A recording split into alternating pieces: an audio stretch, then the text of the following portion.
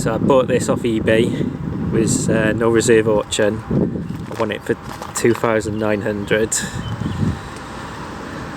Condition wise, I haven't really had a good look at it yet. I've only just collected it. It doesn't seem too bad. It's filthy dirty.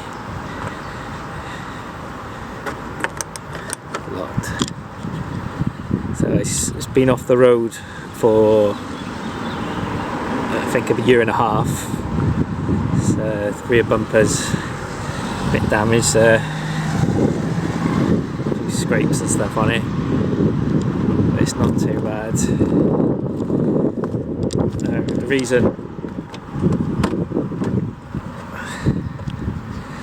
The reason I bought it is because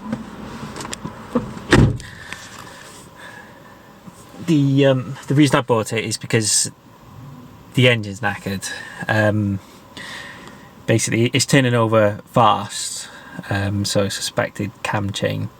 Now my old man has got one of these. It's a Hampton as well, it is, and he had the same issue, and so it turns over fast, like it's got no compression. And we put took the engine out and put a new cam chain on, timed it all up, and it was fine. So I'm hoping it's going to be the same deal with this one, because if it needs an engine, it's not worth the money. So I'm rolling the dice a little bit, but I've got all the tools, and the cam chain kits aren't that expensive. Might need a flywheel as well. I'll see, but it seems pretty tidy condition, to be fair. It's only got 68,000 miles, so that's one of the main reasons I went for it. They sort of hold their money with special editions. I think they got a bit of a cult following. Like when my old man was looking, he was only looking for the Hampton. He wasn't interested in any other model, and he's had a few people sort of talk to him about it. So I think they're sought after as far as minis go. So this is hopefully a good buy. So we need to get it home now and pull the engine out first thing. So in the advert it said that this engine turns over but no compression. Now I connected up a battery, some jump leads, because the original one's knackered. I'm charging that, but I don't think it'll take a charge. When I'm trying to start it, it's not turning over, so I don't know whether it's just poor connection on these jump leads or the battery's not up to it, because it's not for a diesel, that battery, so the cranking amps are lower. But it's not a great sign. I'm going to see if it turns over by hand. I'm going to get a bar on the crank pulley, but either way the engine's going to come out today. So I've had the day on it so far, and this is where I'm at. Got the aircon still connected. I think I'm ready to remove this engine mount, then I can get to the tensioner so I can get the aircon pump off.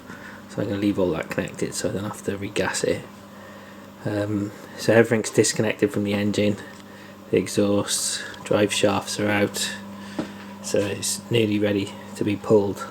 So the plan is I'm going to put it on its wheels, connect this chain I got there, and then I'll just roll it back out the way and then slide the engine over into this corner.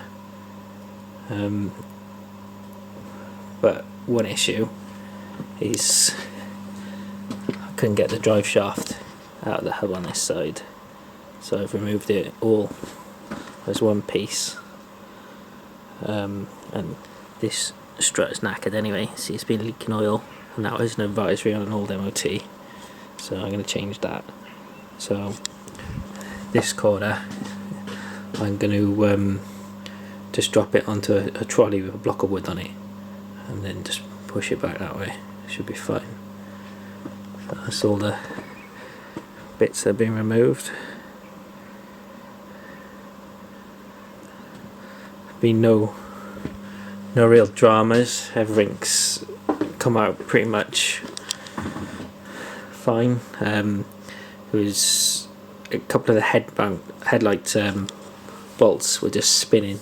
It's like got a captive nut that's mounted in plastic, and it's a crap design, and they were just spinning. So I just put the impact gun on them, and it heated up enough, and they eventually came out. So I bought new captive nuts for that. But otherwise, it's all looking quite good. It is definitely low mileage, like it's got on it, because you never really know. But all the signs are quite good on this. There's no oil leaks or anything. It's all tidy. It's not been messed with. Yeah, it looks a decent one, to be fair. I haven't had any disasters. There's no broken bits or anything like that. I think it's not been looked after by the previous owner though. It's definitely due a service. Yeah, filter's bogging.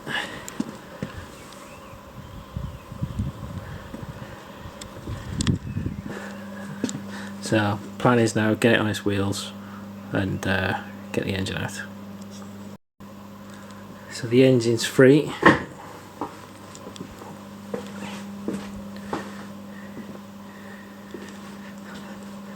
Got the compressor there, the radiator there.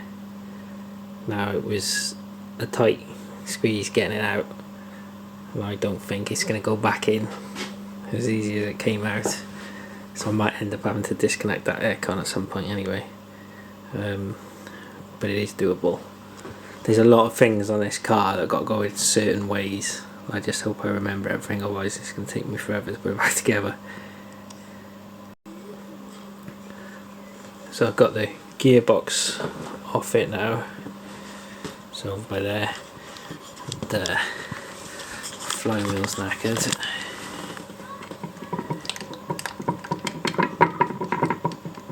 Loads of movement in that, and clutch isn't brilliant either. You can see those rivets have been rubbing. You see the marks there on the pressure plate. So needs a new clutch and flywheel. Not cheap on this engine. Flywheel is 325 quid. Clutch is 170 quid. So, ouch, but kind of expected it, to be honest. Those dual mass flywheels don't last that long.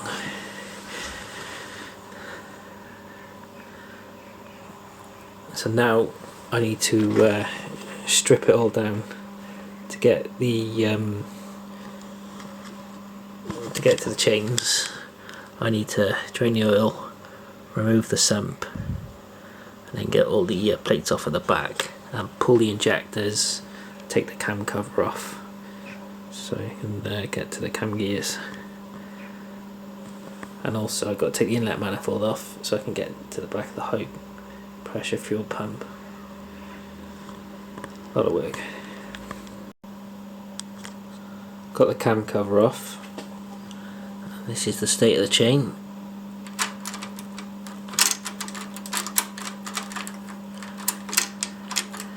Not brilliant, is it?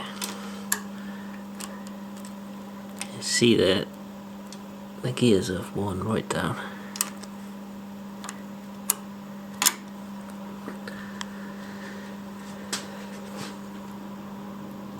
All the valves look good. No broken rockers.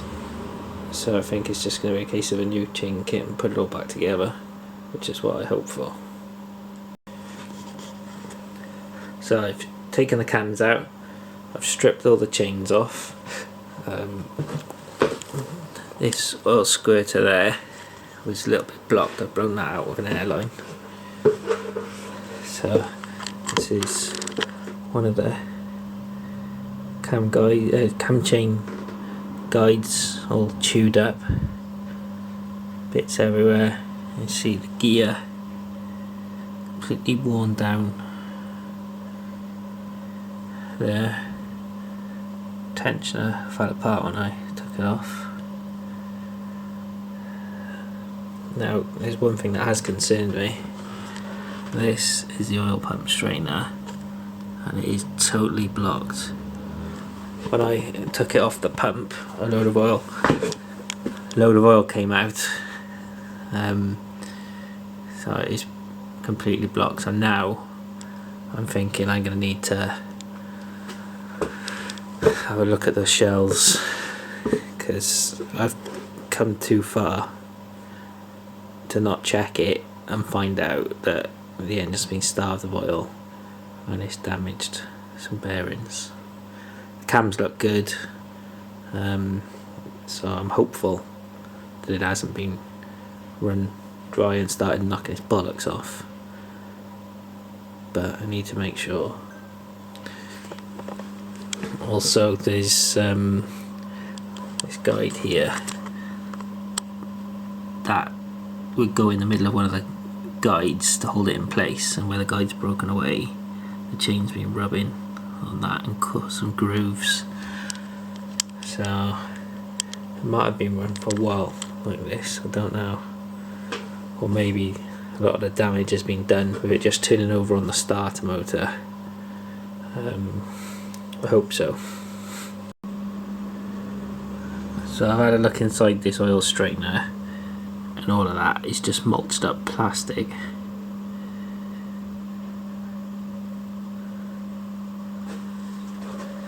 I've also pulled a big end bearing cap off. Journal looks fine, and the bearing's fine.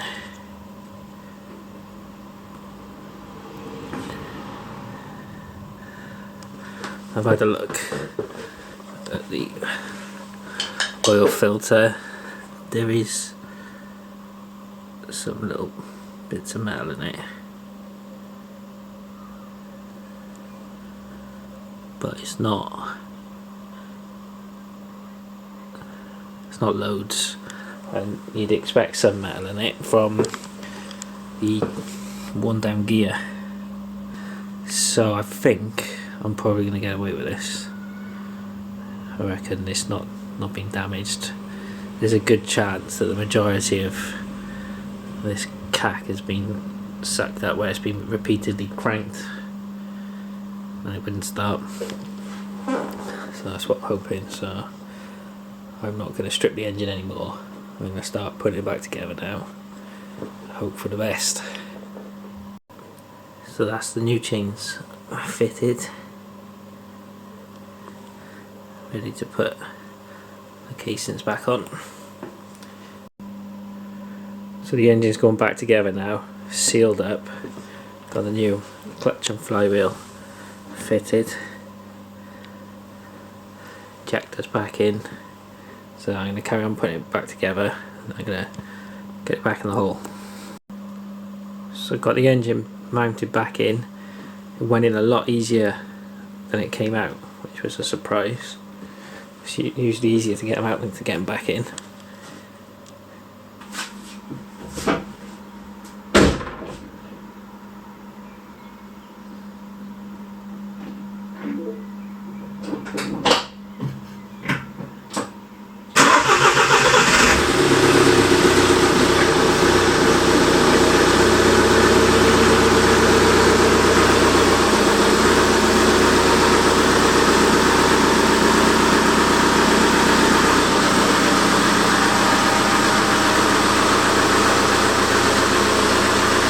Been on the first drive, no issues at all.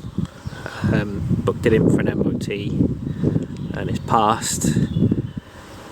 One advisory on the high level rear brake light and a pair of tyres which I got changed.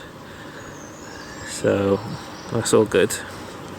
So now it's up for sale. Hopefully I can make a few quid on it. So I'm pleased with it, it drives really nice. There's no problems that I'm aware of. It's a good car.